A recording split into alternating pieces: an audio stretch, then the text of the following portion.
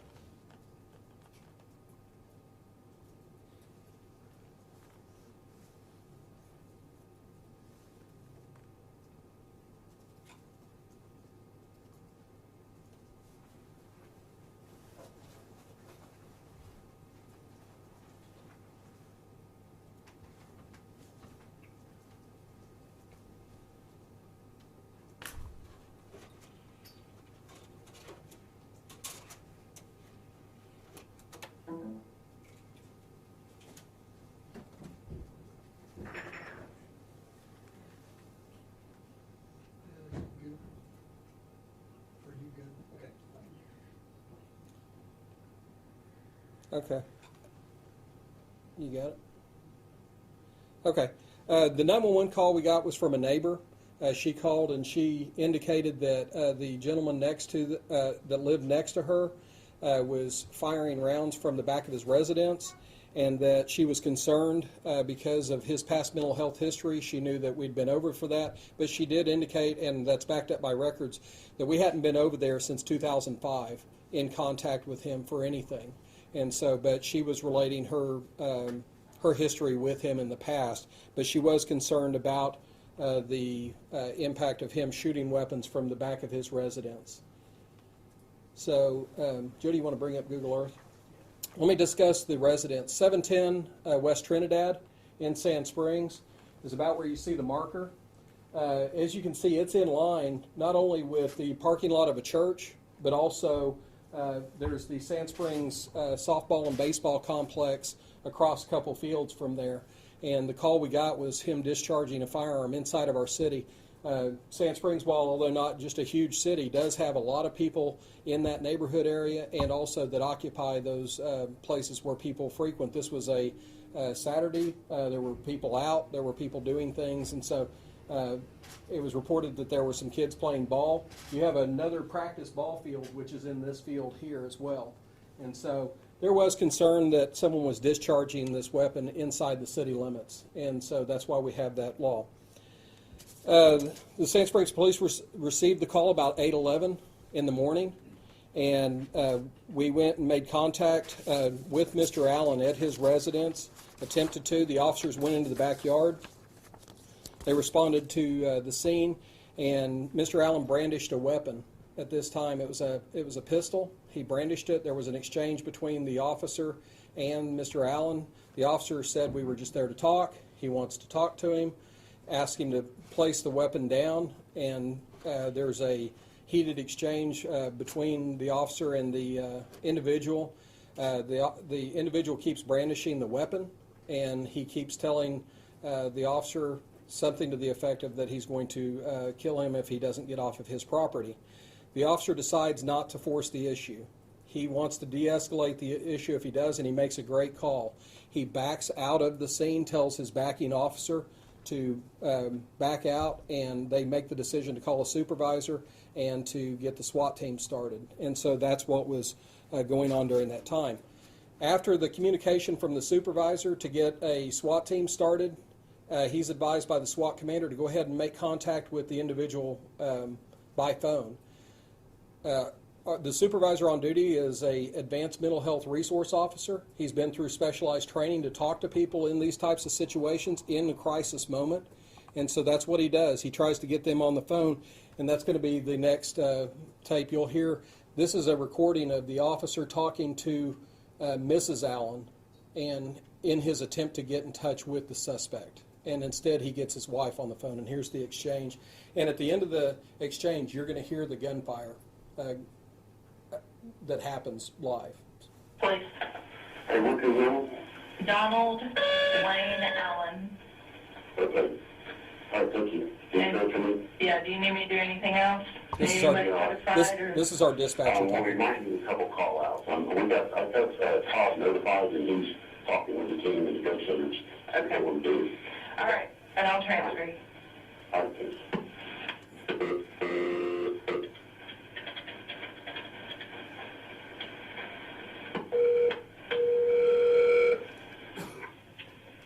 I'm calling the residents, guys.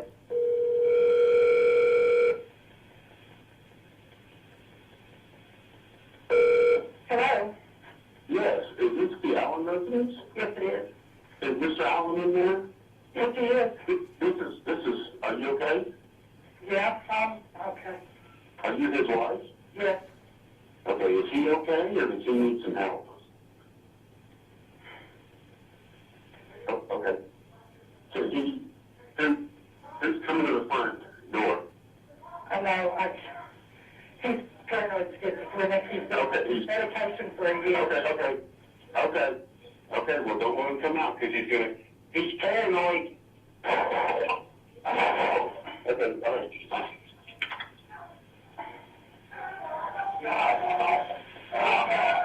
I'm in the bedroom. Is he all right?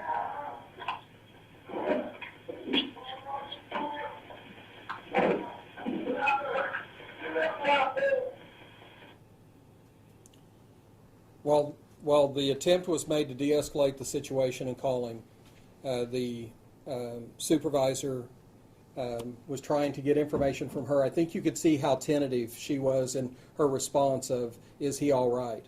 And she had put herself in a bedroom, which I guess from conversations the investigators have had was something she would do when he would get into a crisis moment. She would go to her bedroom to get away from it. Anyway, while this call was in progress, Mr. Allen exited the house with the .22 caliber pistol, and he approached the officers. And you will see in the video, this is a pretty short sidewalk, about the length of a garage, and he advances on the officer. So we've already had one. You'll see in the video, we've already had one instance where the officers disengaged to try to de-escalate the situation, and in this one, the gentleman keeps coming, and the officer you'll see that keeps telling him to drop the gun, drop the gun. So we've had multiple opportunities for the subject to comply, and he keeps advancing on the officer. Finally, the individual raises a weapon towards the officer, and the officer's forced to take fatal action. We'll go ahead with the video. And we're going to give you copies of this video and in its entirety. We haven't blurred anything. We haven't modified anything on the video. You're going to get it. The aspect of the officer who was wearing the camera doesn't show the actual shooting, but he's in close proximity to it. You can hear all the exchange between the people. And so it'll give you a pretty good understanding of what's going on.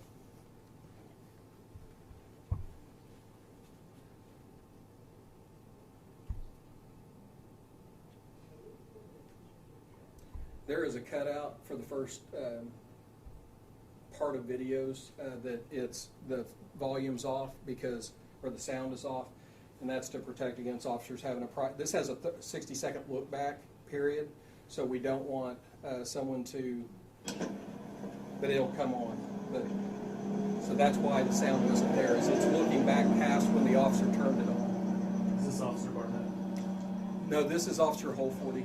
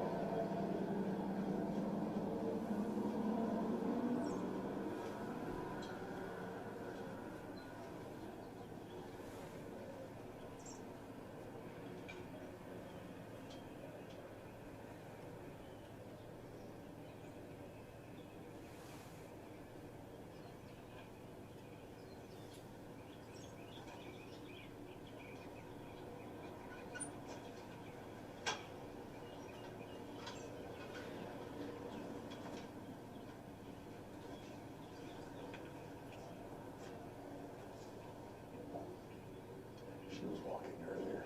I saw her come in.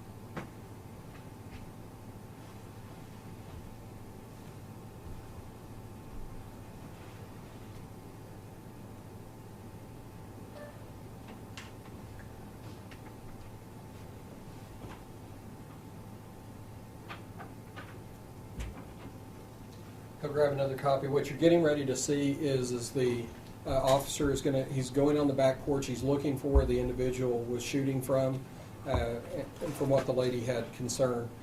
When he starts it, when he gets on the back porch, that's when he encounters Mr. Allen, who is armed. And if you'll notice, the officer doesn't at first even get his weapon out. He's trying to de-escalate. He's trying to talk to the individual until Mr. Allen becomes more threatening with the weapon. At that time, the officer does get his weapon out, and they have a verbal exchange.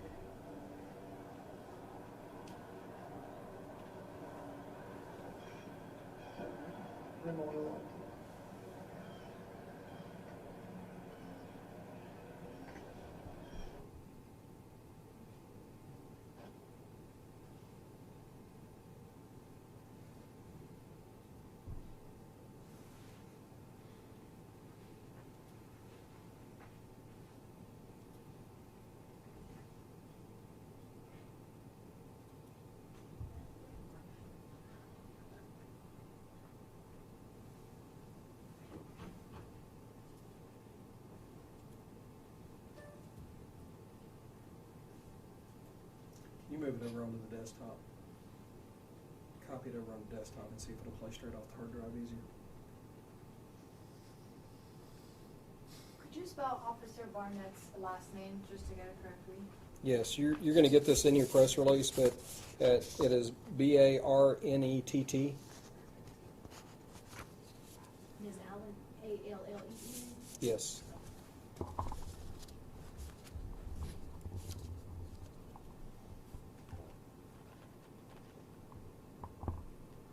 While we're working on this, let me go through some other. Officer Barnett, eventually, when they retreat from the position in back of the residence that you see, and they go to the front. One officer, the officer who has the video, is watching down the west side of the house. Officer Barnett goes to watch the front door to make sure that the individual doesn't come out the front door. The supervisor goes to make the phone call that you previously heard to see if he can de-escalate the situation, and they can just talk about the situation with Mr. Allen.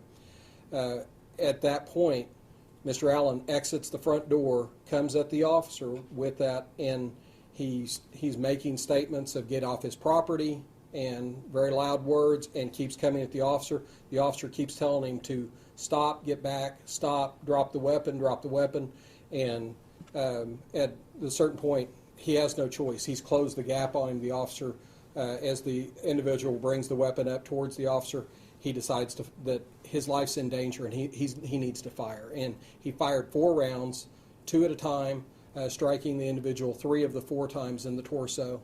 And after that, and you'll see when you get your copy of the video, they immediately call for fire rescue and for IMSA to come treat the individual. After the moment of shock gets over them, they secure the individual, and Officer Holfordy goes to his vehicle and gets a trauma pack out, and they start first aid. They put compression bandages on the wounds, and they're trying to treat Mr. Allen for those wounds until more advanced care can get there. Sand Springs Fire Department arrived on scene. They started treating the individual, and then IMSA responded, and they did pronounce him deceased on the scene. Let's talk about it a minute for the investigation. I want to be very clear about this part of it. We had decided previous to this, if we ever had an incident like this, that we wanted the transparency there, that we wanted people to be assured that when the investigation was done, that there wasn't anything that we were hiding or that we weren't putting out. And so we decided at that point we were always going to call OSBI and have them come in and do a co-joint investigation with us. That co-joint investigation, they came in, they processed the crime scene, they processed the evidence on the scene, which is the crux of the investigation. And we want the public to know we do that because we want them to be assured that nothing's tainted, nothing's changed, nothing's any other way than what it appears to be. Also talked that morning, Steve Kunzweiler, our district attorney, called Chief Bradley, called myself, and he responded 2 of his investigators also to the scene and to talk to Chief Bradley. And so they took a look at this investigation, again, because we wanted everybody to be very, very understanding that there's nothing to hide here. There's nothing being manipulated.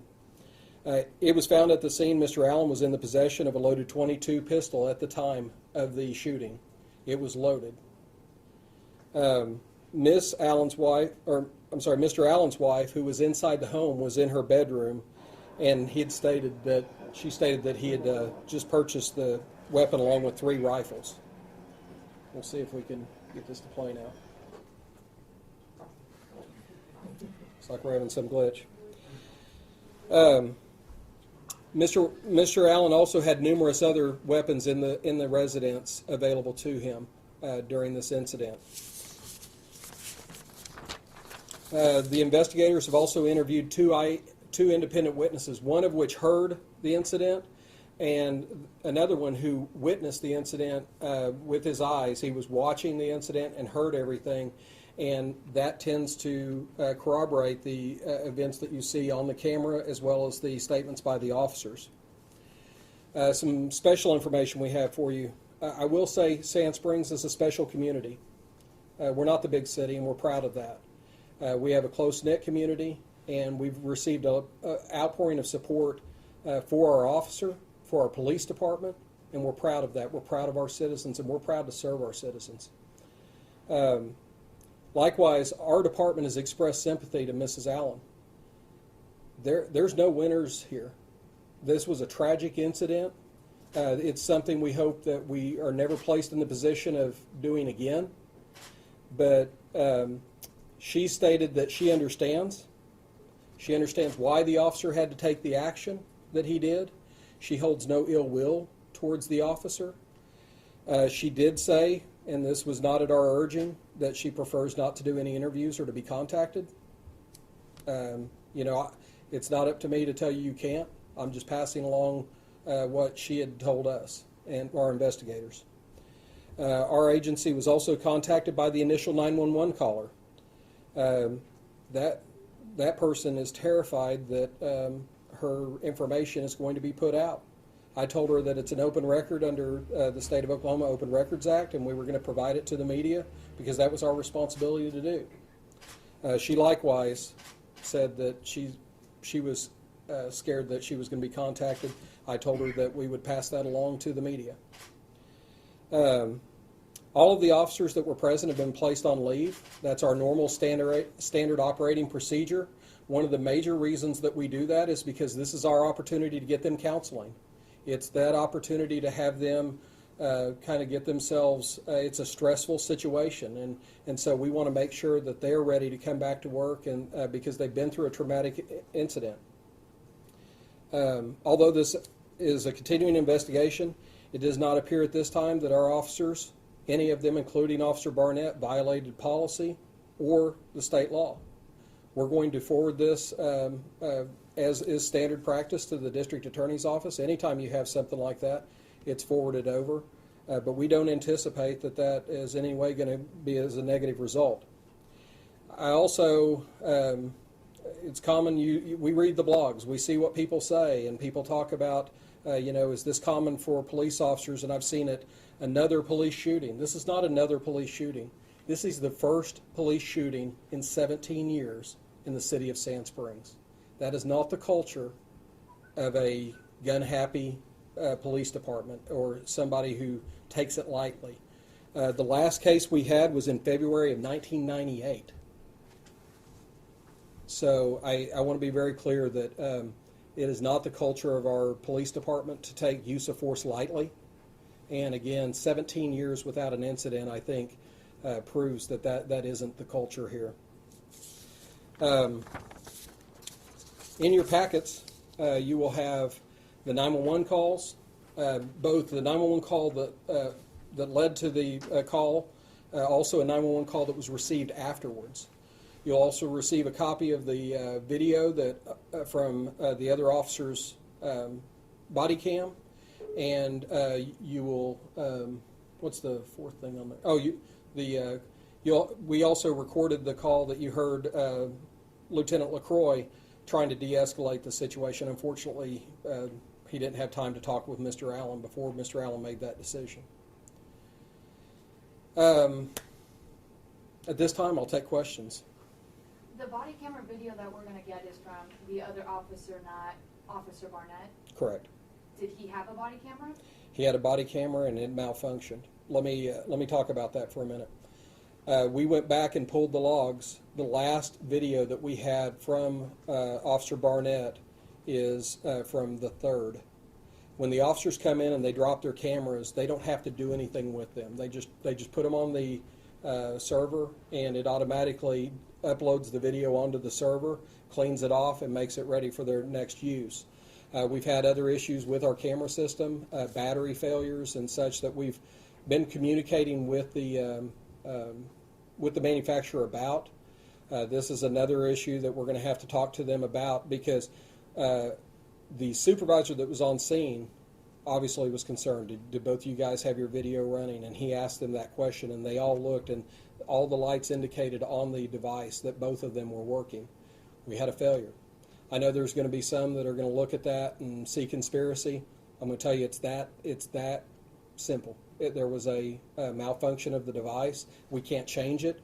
I will tell you this, we're retaining both of the devices in evidence, and we're going to make them available to the OSBI or anybody else that would like to forensically examine them to make sure nothing has been erased from those and make sure that there's been nothing tampered with. So does the other officer's body camera show the incident unfolding? Oh, it shows nothing. Oh, no, It- the one that, the other, not Yeah. Holland, not the, Yeah, the video you see here. Yes. Yes, what you see when you watch it. I'm hoping that's our computers here and not the disc, but we will check. Jody, could you go check on that real quick and put one of these discs in yours and play it all the way and see if it goes past that. But yes, it shows the aspect of they back out. They're there talking. They come up with their plan of how they're going to set up until the SWAT team can arrive, and that's when Lieutenant LaCroix makes that phone call.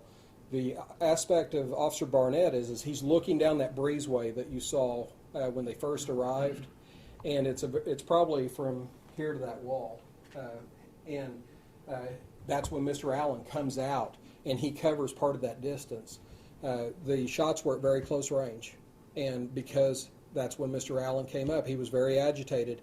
He used a lot of profanity and said, "Get off my property." And, that gets into, we have peace officers. We were there to protect the peace. We have law enforcement officers. We were there to enforce the law. You cannot discharge a gun in the middle of the city just because you want to. And the naysayers will say, well, you should have just left and let him do what he wants to do. We can't do that. If someone's going to get hurt, that is a major street. If you look at the Google Earth area back there, that's a major arterial for our city, and we have vehicles that transit it every day. And this was Saturday morning at 8:30 when people are heading to soccer games, baseball, softball. And so that's why the officers had to at least resolve the situation. We took something that is a citable offense. Mr. Allen turned it into a felony. Mr. Allen turned it into a deadly encounter. Did the officers know? I know that you have the video or the phone calls, kind of talking to Mrs. Allen, explaining that he does have some mental issues. Did the officers know that going in? I don't know if they knew that going in, but it wouldn't have changed anything. Because if we know somebody has a mental history, we handled a call earlier today of a suicidal subject. We handle those calls every day. The normal procedure is you go make contact with that person. You see, we don't activate a SWAT team every time we have a suicidal subject or every time we have somebody who's committing a violent felony. You can see it gets to the point to where they say this is beyond our means to directly handle safely, and so they do back up. They do activate a SWAT team. And so that's why that's handled that way. But the pre-knowledge wouldn't have helped them anyway.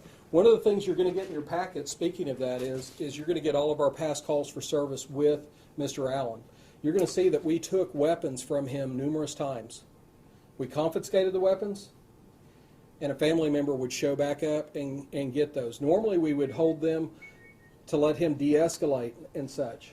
But there should be a law that says that mentally ill people cannot possess weapons. But if you ever look at the form when you go buy a weapon, it says, have you ever been adjudicated as mentally ill? We're not adjudicating anybody as mentally ill anymore. Did the officers know that there were guns inside of the house, or that he had that history? I mean, They knew there was guns inside the house because of the calls he was shooting. But again, we handle shots fired calls every day. We handle mental calls every day. We don't, again, the only other step they could have taken is to activate a SWAT team. And we don't do that initially until we decide there's a reason to. And at the moment that they made contact with him, they did. They backed off. They stood in place. The supervisor calls and tries to de-escalate, and they call the SWAT team. What changed the situation? when the guns have been confiscated so many times, is there a limit to where they never get them back, or can No. they keep getting them back as long as they don't? No, most of these were by agreement with Mr. Allen. He would agree to let us take his weapons. Or one time he was under an emergency order of detention, and his family came and got those back. So So did you activate SWAT or not? SWAT or not? we were in the process of doing it, and before they could send out the message to get SWAT coming, then he made the decision he made. So I guess my question is, do you think that the officer, as we see, actually, I'm not sure if that's the beginning or the end, does he at one point walk up to the door, like close to his house, or is he far away from it? When you saw him in the backyard, they are there at the gentleman's sliding glass door of his back door, and they actually have a tussle over the back door, and the gentleman tries to lock him out of the house, and he says, no, you need to talk to me. That's when he starts to present a weapon. The officer presents his weapon, and the guy says, get out of here, and the officer says, I'm going to disengage. I'm going to de-escalate this. I'm going to back up. I don't want to have a use of force right here in this gentleman's backyard. So he de-escalates and backs out of the entire backyard. Then they're taught to hold the scene. So where are they before the man walks out and presents his gun? Where is the officer? Where's Officer Barnett? Officer Barnett is in front of the front door by the garage looking down the breezeway, and you have the other officer that's looking down the west side of the house. Do you think that that was the right choice of them doing that, or should they have been a little further from the house? No, they needed to contain, because we can what if everything, but if he would have got out of that residence and someone else would have got harmed, then people would say, you have him contained, why didn't you keep him there? They did what we expect. They did what our procedures are, across the line. They backed up, they contained it, and they called for assistance from SWAT. And they said this unfolded pretty fast. It was just a matter of minutes. Would you say 5, 10 minutes? Yeah, after you see them back out of the backyard, it's a fairly short amount of time before Mr. Allen makes the decision to exit and point the gun at the officer. Did he say anything when he walked out of the house? Yes, he said, I don't know if we're live here, so he said he cussed at him and told him to get off of his property, and he made that demand. And at a certain point, we have to still keep in mind our obligation to enforce the law and to preserve the peace. He's the one who chose to escalate it, not the officers. We were content making a phone call. We were content talking to him on the phone. You saw Lieutenant LaCroix tell him not to come out. Tell him don't come out. He told him, and it didn't get relayed to him. He makes that choice to come engage. We didn't engage anybody.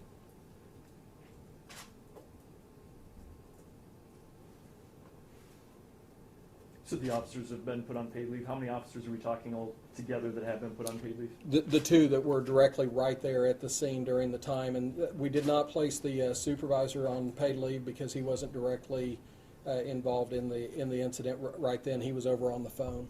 Okay. And then the body cameras that you guys are using, a lot of police departments are just recently adding them to the force. How long have you guys been using them for? We've actually been using body cameras in our police department for 7 years or so. And we had our previous manufacturer went out of business, and so then we bought this new one, and we outfitted every one of our officers. And let me tell you, we did this before Ferguson. We did this before any of the other types of incidents that have happened, because we believe it's good. We've cleared vast amounts of complaints against our officers with body cams. We're the firm believer. A lot of people view it as the cops need to wear body cameras so they're accountable. We view it as a way to combat against false complaints and to keep our people the evidence they need, and all the positive reasons you have that. The side benefit is when you have a tragic event like this, you're able to at least play that for people so they understand what you're saying. Have you had a lot of problems with this manufacturer? We've had some. The main one is battery life. We work 12-hour shifts, and we've had batteries that have lasted 2 hours, and so we actually placed an order and just received a couple weeks ago a third battery, so the guys have 3 batteries to juggle around, and it's something we're not happy with. The quality of the video seems fine, the quality of the sound seems fine, but it's like anything else. It's an electronic device. And so you're going to have failures. We've had some that we've had to take back to the manufacturer or send back to the manufacturer. And so I don't know what the future holds for us there. I don't know if we'll stay with this manufacturer or if we'll look for another solution, but I'll tell you this. We have been and we're going to continue to be a believer in all of our officers wearing body cameras. And again, that was prior to any of the national conversation. That was something that we thought was good prior to any of that. You said Officer Barnett's video, the last upload of his video was on the 3rd? Was on the 3rd. How often is that log checked? Is there a reason why he wasn't wearing a different body camera until that one was fixed? Yeah, we don't routinely. These are not. These are meant for evidence. They're meant for if we have a complaint. If someone would come in and say, I had this issue with this officer, then we would go pull that video. But we don't just randomly sit around and watch videos. We don't have the time.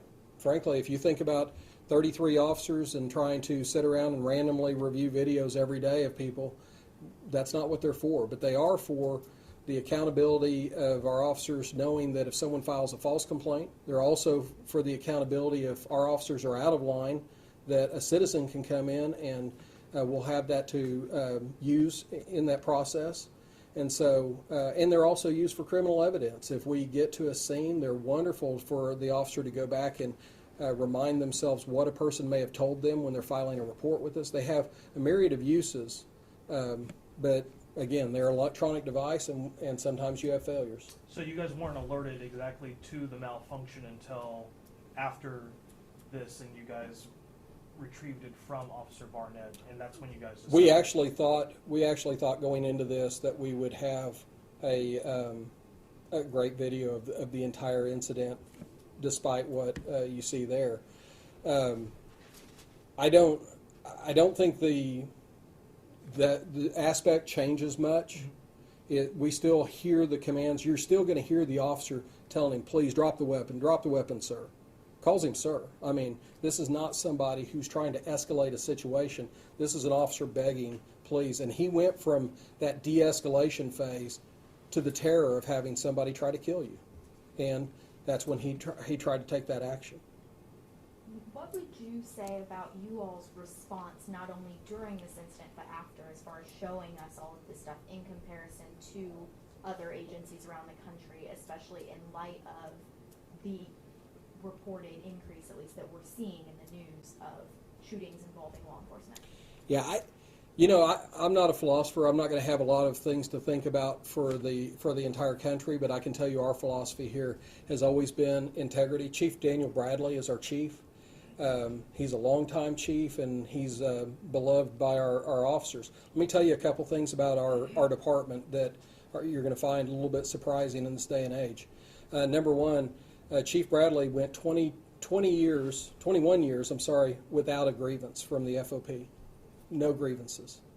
The FOP signed off in their contract that if an officer is arrested on a felony, they can be discharged for that arrest. We do not have the same arbitration that you see in most other communities around. Our officers have elected that they will go with a district court judge, a retired district court judge from either Tulsa County or the surrounding counties, and they'll have that person come in and hear that case. So this is not your typical police department. These men and women that work with us, they have integrity. That's the culture that's been built into this police department, and I'm proud of that. And if I seem like I'm proud of it, good, because I am. I'm proud of every one of them.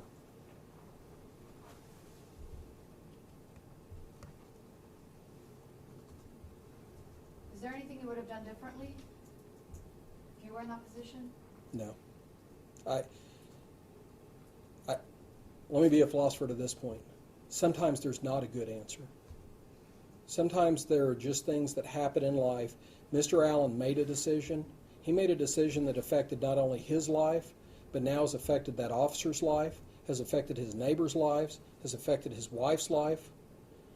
And I regret that. But I don't regret that we are not burying a police officer today. I don't regret that. Nobody is celebrating the loss of Mr. Allen. He was one of our citizens. Because you have mental illness does not make you a bad person. It does not make you worthy of death. But sometimes your actions can.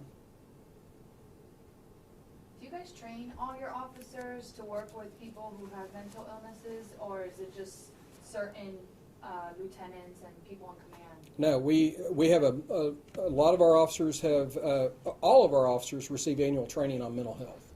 And then we have some of our officers that have been advanced mental health resource officers, and then we have yet other officers that are crisis negotiators. We have a co-joint SWAT team, the Southwest Area Tactical Team, that handles calls between Sand Springs, Bixby, and Sapulpa. And so we have all of those resources at our fingertips when we need them, but they unfortunately take some time to activate when we need them. But yes, they do get training in mental health. But you said the supervisor, the lieutenant who was on the phone, has actually, He is an advanced mental health resource officer, and he's been to that training, and that was why he was on the phone. He was going to try to de-escalate this. Because when you look at what he was doing, while serious, and while it could have been somebody getting killed, it wasn't a felony. It was not something that should have risen to that level. And again, Mr. Allen made it rise to that level. He made this the situation it was by his actions of coming at the officer with the gun. Can you say what, you mentioned the fact that you had previous incidents with Mr. Allen. What, can you say what those incidents Sure, you're going to were, have copies of as the calls. opposed to how you guys were able to de-escalate those situations as opposed to this one? Well, in those, most of the calls, we didn't have that contact with him when he was in crisis.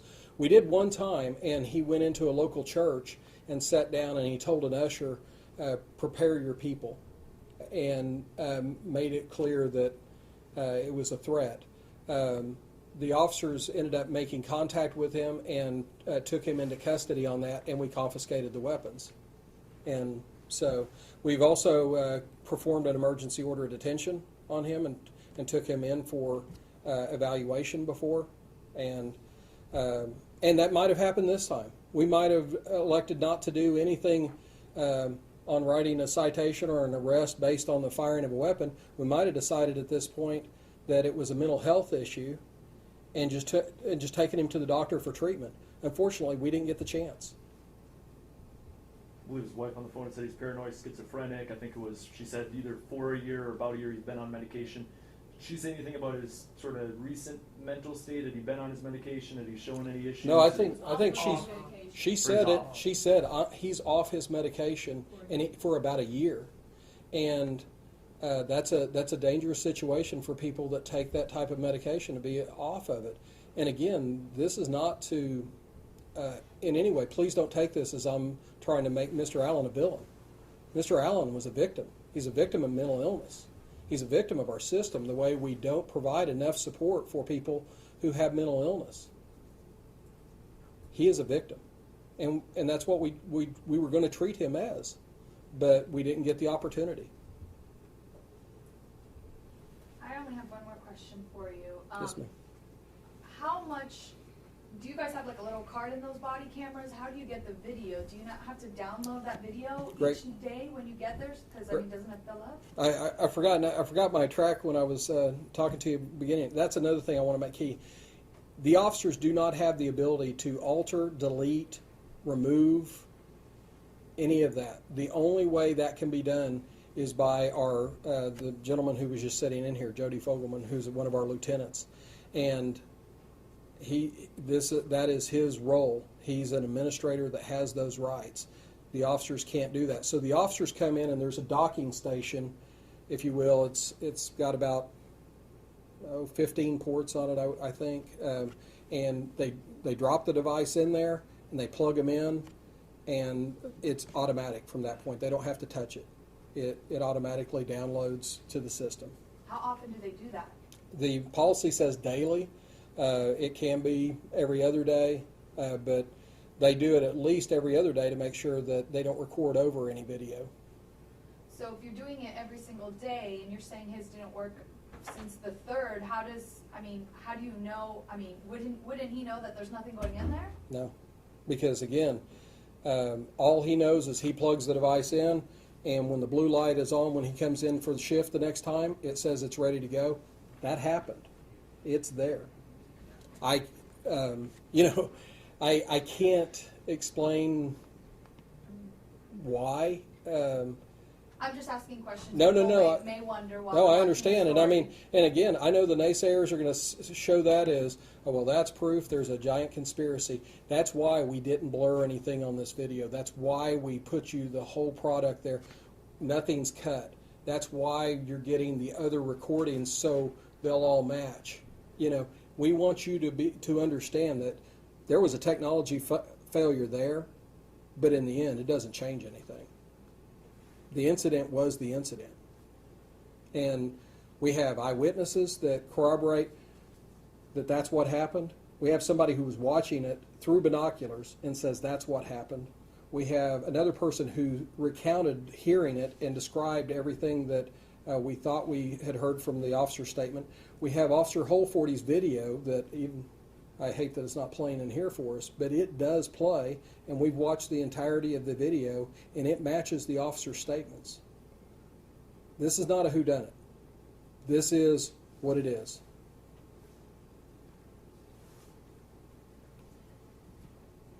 Is there anything else you want people to know? The people of Sand Springs? I think the main thing they need to know is, despite the constant rhetoric that we get that police officers are dangerous, police officers are looking to harm you, their police department is out to serve them, and we don't have a culture where we want to use force on somebody. Again, 17 years without a shooting, I think, should go a long way to telling the public what kind of police department they have. When you say 17 years without a shooting, you mean fatal shooting or just shooting? 17 years without a shooting. Shot fired. We've had an occasional dog, but us shooting at a human being, it's been 17 years, and that is not a common thing. I'll tell you, on that one, it was we had a complaint because our officers did have to use force on a dog, and the body cameras were what saved that officer from a complaint, because the owner viewed the video and viewed the actions and said, "Wow, you did what you could do." And I think the graciousness of Mrs. Allen in this incident, saying that she understands and she holds no ill will, I truly appreciate that, and I hope most people could be that gracious, because this has to be a very trying thing.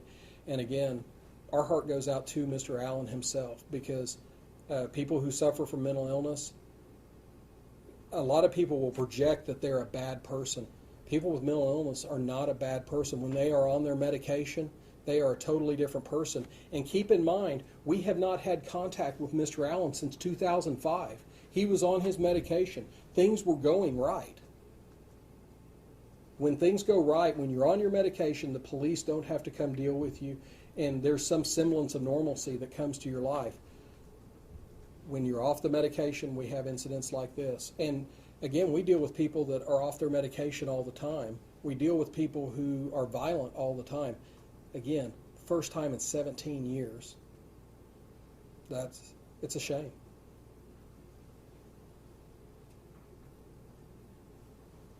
Well, thank you for showing this. Well, trying to show us the video, but I providing will. us with all the information. Yeah, we will provide you packets. I think the video should play. We played one of the discs in there, and so if you get back and the videos do not play, we will upload those to a Box account and allow you to download those directly at your outlets. And Is there any way you can just start that process now, just in case we get back and we won't have to wait another hour? yeah, most definitely. I mean, I'm surprised that this didn't play. That was the plan, was to play it in its entirety. So if you had any questions, you could ask them here of that. But law enforcement, when we get into those situations this isn't the movies, it's not TV, and people need to understand that. It seems like officers are bulletproof and we should be able to do all those great things. That was a human being on the other end of that incident, and Officer Barnett's a human being, and we all have the same frailties. And so we want people to understand that that officer chose to do what he had to do at that moment to save his life. And he has a family. He has people that he needs to go home to as well. But that doesn't in any way diminish the fact that we mourn Mr. Allen's loss just as much as anybody else in the community, because he was one of our citizens.